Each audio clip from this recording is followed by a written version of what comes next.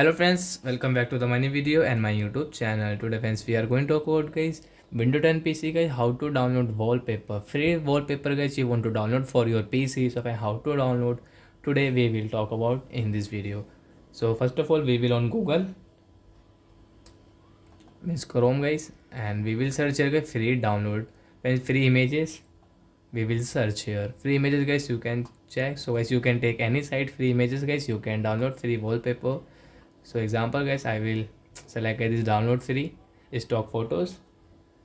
I will on it. Friends you want to search any photo like here. So friends you can search. So guys we will search HD wallpaper HD images guys example.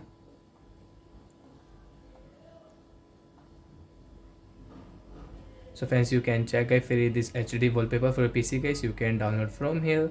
So example for guys I will download this. So with this bird I will select here. Friends you can see free download here.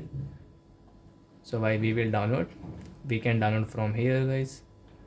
So like that guys you want to download any wallpaper for your PC. So friends you can download, there are many types of wallpaper, there are many sided are available.